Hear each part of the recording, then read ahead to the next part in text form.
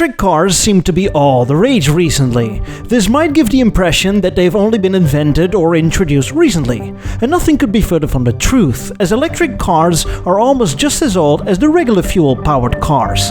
And although the widespread adoption of EVs is still brand new, that didn't stop some car makers of trying and experimenting in the past. Welcome everyone to episode 63 of the Automotive History series, where we're going to take a closer look at an EV experiment that was done in the 1990s. Welcome everyone to the Rügen experiment. After its initial success in the early 1900s, by the 1920s the electric cars started to vanish. The cars were praised for their smoothness, quietness and ease of operation, so much even that the ladies were even able to drive it. And all this was a great advantage over the complicated, noisy, stinky, smelly fuel-powered cars. But, much like the challenge electric cars still face today, the limited range of the early EVs made them impractical, especially compared to regular fuel-powered cars, which were backed by an ever-growing network of filling stations, allowing them to effectively drive as far as the owner wanted to take them. And after the last EV companies went out of business, all was quiet when it came to electric driving. No real effort was made to improve it. The limited range proved only to be effective for novelty vehicles that were only used for short trips. Think of mail vans, milk trucks or golf carts. There was also no real need to invest time and effort in improving the electric drivetrains and battery capacity. In some part of the world, fuel was fairly cheap, and even if it wasn't cheap, car makers put all their effort in perfecting the fuel-powered engines, trying to make them more efficient, less wasteful in gas, or improve power and still sticking to the same displacement.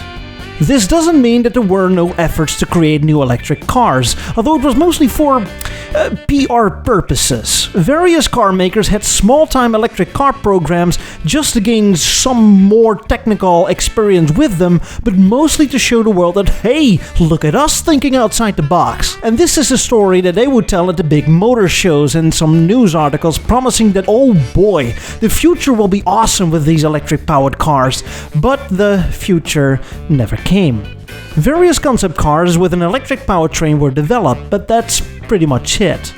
Until the 1970s and 80s. After a decade plagued by two crises, the oil crisis of 73 and the energy crisis of 79, the concept of electric driving suddenly generated interest again, mainly because of fuel prices that had skyrocketed in the years before. There was also a fear that fuel prices might explode again in the future, and stay that way.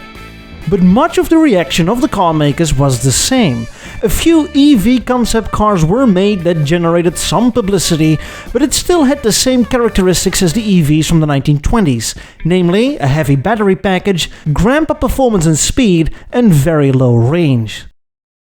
But then, by the start of the 1990s, a renewed interest in electric cars emerged again.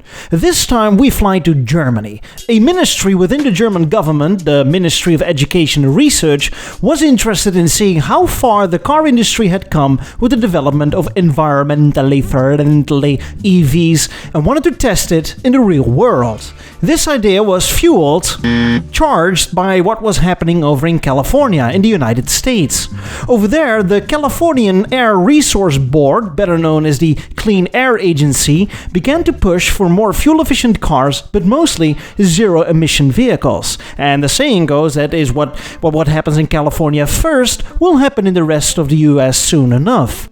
And so various car makers quickly developed all kinds of electric cars, which we will talk about in a separate episode.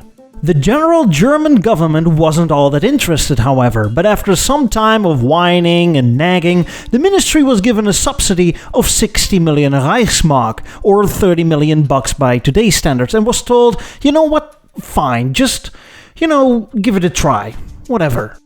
Before the project had started, the ministry would invite the established German car industry to send in their electric cars for real-world testing. None of the companies had, other than some concept cars, any regular production cars that came with optional electric motors. But it was no problem as they were given subsidies to develop them before the project would start. The project became known as the Rügen experiment. The ministry chose an interesting location where the real-world testing would take place, Rügen Island. And you might think, does Germany have islands? And I'd wonder too, considering the many Germans that flock to our Dutch beaches during the summer, but indeed, Germany has islands, located in the Baltic Sea. Now, choosing an island isn't a bad idea. Islands are, to some degree, a finite area. The longest reasonable distance on the Rügen is roughly 70 kilometers or 40 miles. So it is safe to assume that the average trip on the island is no longer than a 10 to 15 minute car ride, or roughly 15 kilometers or 10 miles. Electric cars, even with their limited range, are a perfect fit. Plus, the island already got most of its power from renewable sources. And so the project began in 1992 and would run until 1996. And the big players of the German car industry would send in their models. No revolutionary concept cars, just everyday passenger cars and vans, converted to run on electricity. In total, some 60 cars were sent to the island. Let's have a look at them. Mercedes was the first to arrive, and as you would have imagined, they have done this properly, as James May would say. They decided to send the Mercedes 190 sedan and the 100D van. In the years leading up to the real-world test, Mercedes already showed the 190 on various conventions in Germany. In terms of EV development, the car was quite the next chapter.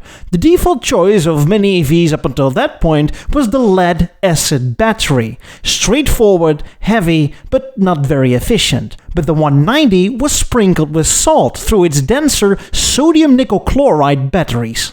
The car had regenerative braking, so when you brake, you give power back to the system. And to top it all off, 2 electric motors powered the rear wheels individually. Each motor produced 22 horsepower, adding up to a staggering 44 horsepower.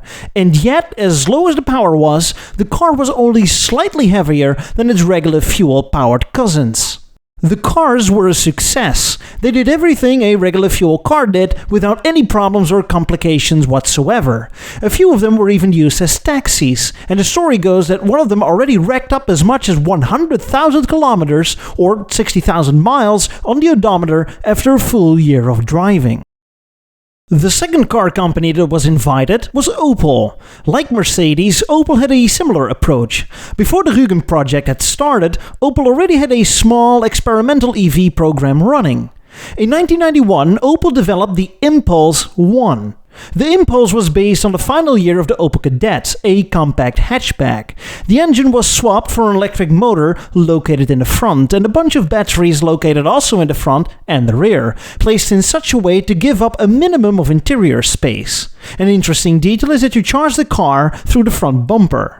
The Impulse 1 was followed up by the, guess what, Impulse 2 in the following year. This time the Impulse 2 was based on the all-new Opel Astra station wagon. The Astra was the successor of the Kadett. The station wagon was a smart choice as you had more room for your batteries. And so we arrive 1 year later at the Impulse 3. Once again, it's an Astra station wagon. Opel built 10 cars which were then sent to the island for testing. 5 of these had nickel-cadmium batteries and the other 5 sodium nickel chloride batteries, just like Mercedes. These cars had a power output of around 57 horsepower and an expected range of about 160 kilometers or 100 miles. The third car maker that was invited was BMW, entering the arena with a modified 3 Series. BMW already had been working on electric cars since the 1970s, and what could be considered as a milestone was the 1991 BMW E1 concept car, an all-electric city cruiser. And so 2 years later, BMW, with all the knowledge they had, they developed 25 electric 3 Series coupes, 8 of which were sent to the island and another 6 that were used as squad cars for local governments. Not much are known about these cars, but one notable feature is that they came with a fast charging system, allowing to charge up to 75% in just 40 minutes. Last but not least, Volkswagen also took part in the experiment. I don't think it comes as a surprise when I say that Volkswagen also had been working on a small EV program since the 70s. The best-selling model, the Golf, was used and abused for testing. 2 years after its introduction, a few Golfs were converted to run on electricity, before the program gained an actual name, City Stromer. In 1981, the Golf 1 City Stromer was released. About 25 cars were built, and the weight was double that of its regular fuel-powered cousins. The range was, ambitious to say the least, about 60 kilometers or 40 miles. And whenever a new Golf was released, so a new and improved version of the City Stromer came about. In 1985, the Golf 2 City Stromer was released, and this time 70 cars were made. But of course, the final version was sent to the island as part of the real-world testing. In 1993, Volkswagen released the Golf 3 City Stromer, and this time the car had a range of a whopping 90 kilometers, or 55 miles, and it only took 1.5 hours to charge the car to 80%. Regenerative braking was also part of the deal, and about 120 cars were built. A few of them were, besides testing, actually sold to the public, and it's believed that only 50 or so still exist. In 1996, the 4-year testing procedure as part of the Rügen experiment was finished. Sure enough, with all the advantages that come with electric cars, this test was an absolute success, right? Well, not really. It's more like 50-50. As it turns out, electric cars were in fact a great way for short-distance traveling on the island. They didn't pollute, they were easy to drive, and they didn't produce a lot of noise. Or, well, they didn't really produce a lot of noise at the speeds they were traveling at, which wasn't so high. Most of the roads on the island were local roads. It was also tested that the cars emitted a lot more noise on higher speeds. But the thing is, the testing was done on the island to see how well an all-electric infrastructure would work, and also if it could be adapted to a full-scale implementation, so that like the whole of Germany would adopt this system. Well, that would not work. The cars were great for short-distance trips, as it was proven, but the range was still very limited and thus impractical.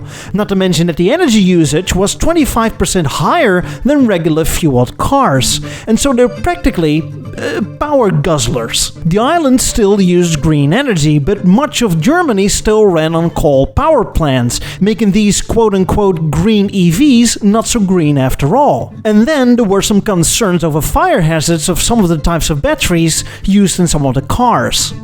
A final report concluded that despite some promising results, the 1990s were still too early when it comes to the wide-scale adoption of electric cars. The German car brands were a bit more optimistic, however. They found the test to be very valuable and promised that by the year 2000, 500,000 cars in Germany could be powered by electricity.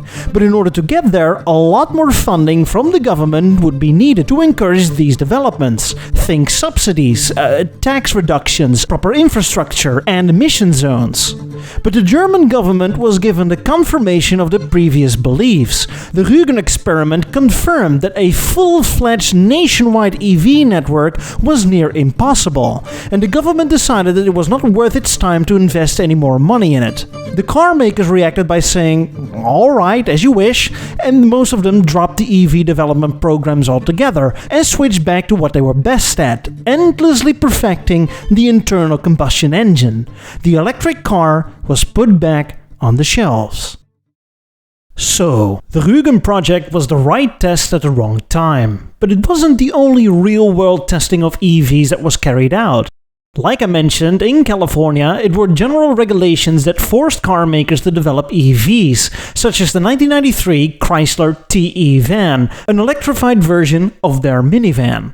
But there were also some other small-scale EV testings in Europe, very similar to the Rügen experiment, like in the Swiss town of Mendrisio. Between 1994 and 2001, some 400 EVs were sold to the general public and some 80 charging stations were installed. Various European car makers offered to send modified cars that would run on electricity, like Volkswagen that sent 2 Golf City Stromers, but especially the French.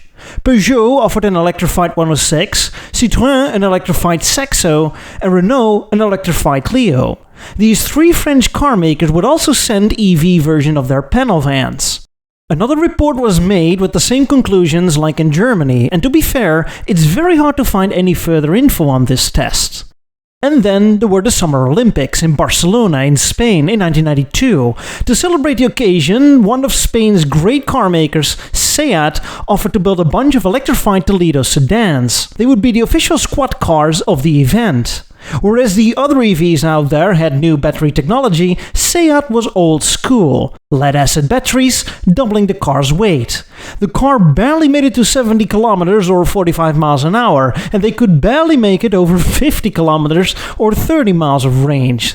This was deemed sufficient though, as the cars were required to at least be able to drive the length of a marathon, which is 42 kilometers or 26 miles. And all these examples show that there was some gleaming hope in the 1990s for a cleaner and quieter future. But alas, all these projects were scrapped, or short-term to begin with. It would take another 15 years or so when the exact same car companies I just talked about would release their first real EVs that were 5 to 10 times better in every respect than the predecessor. At this rate of progress, who knows where we will be in the next 15 years.